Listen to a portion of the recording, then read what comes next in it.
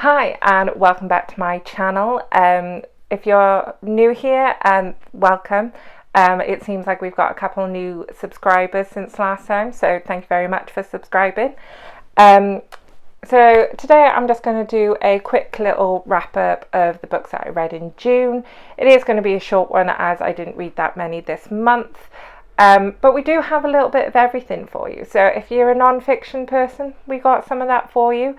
If you're a fiction person, we got some of that as well. And we've even got a graphic novel. So so if any of this sounds intriguing, keep watching. If you have read these, let me know in the comments down below. And if you are intrigued by these and want to read them, let me know that as well. I'd be really intrigued to see which sort of books pique your interest. So yeah, without further ado, this is my June wrap up. Let's go. So the first book that I want to talk to you about today is The Book That Wouldn't Burn by Mark Lawrence. This is a tale of two people across time and reality. One is on the outside trying to get in, and one is on the inside trying to get out. Essentially, these two it's all centered around a main library that is kind of based within time and kind of outside of time, and it's a bit like almost, I just thought of this now, but it's kind of a bit like the TARDIS. It just goes on forever, but it also exists within all time and all reality. It's a fantastic book, and the premise of it is really, really interesting. I love how Mark delves into information and how we use it, and whether we should use that information once we've got it. So it follows two main protagonists, Laveria and Eva. There's a lot of time jumps in it, but he does it really, really well. The character relationships are one of the reasons why I love this book. I thought it was fantastic, and they were really unexpected. I did do a full review of it, which I'll link down in the description down below. So if you fancy it, then check that out. So book 2 is The Chimp Paradox by Professor Steve Peters. This is a non-fiction book and focuses on how your mind works and how you can control your emotions and control your mind to bring you more happiness and success in life. I found this book through the podcast A Diary of a CEO with Steve Bartlett. I kind of came across it when I was kind of struggling mentally and was just kind of like looking for a way to kind of help myself. I thought this was really good. A lot of it really resounded with me in terms of I'm quite an emotional person. Anyway, I cry at a drop of a hat, like any cute thing or an emotional thing. I just kind of start bawling. So this was really good to kind of try and help me control those moments when I have them. And what I really liked, that it wasn't overly sciencey. It does have a little bit of science in it. So if you're looking for a book that helps but doesn't deep dive into the sort of science behind why our brain is the way it is, this is a really good book. It also has diagrams, which was really helpful. So if you're someone who works visually, this is a good one because it kind of accompanies what is being said in the paragraphs. I do find it sometimes that when I read a non-fiction book, I do tend to take a lot longer to read it, which was the case with this one, which also is a contributing factor why I didn't get to read as much as I wanted to this month.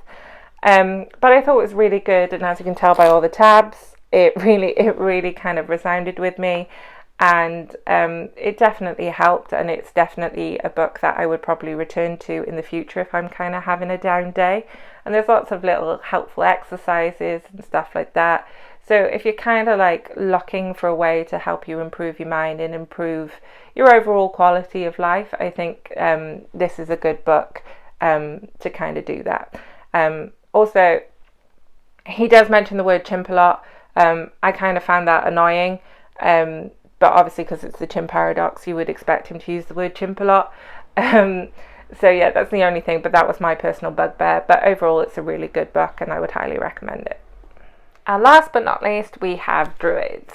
Now this is a graphic novel, and it's based on Celtic mythology and Celtic history kind of mixed together.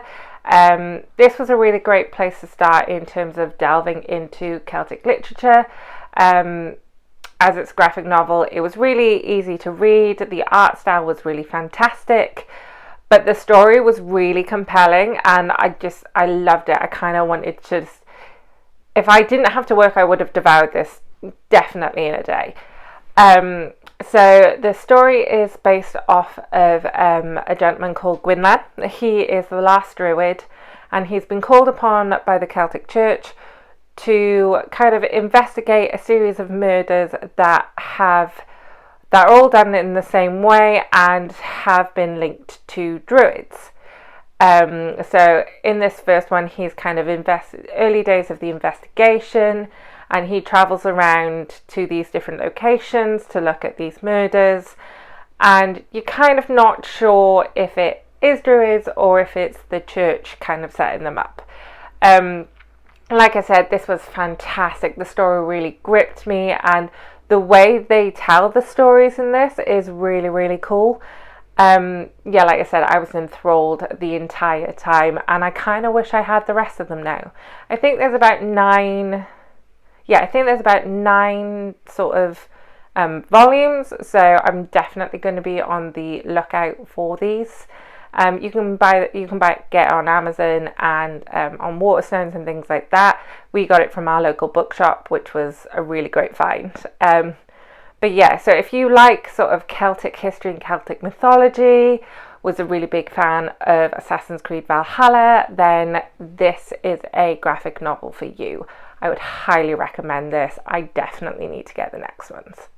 So there we go. That is my 3 reads that I read in June. Like I said at the beginning, if you have read any of these, or if these seem remotely interested in you, let me know your thoughts on them. Let me know if they sound interesting to you.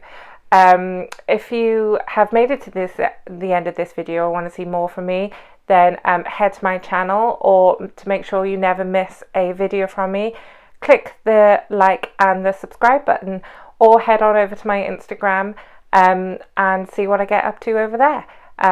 If not, I will see you next week for my next video. Thanks again for watching. Bye.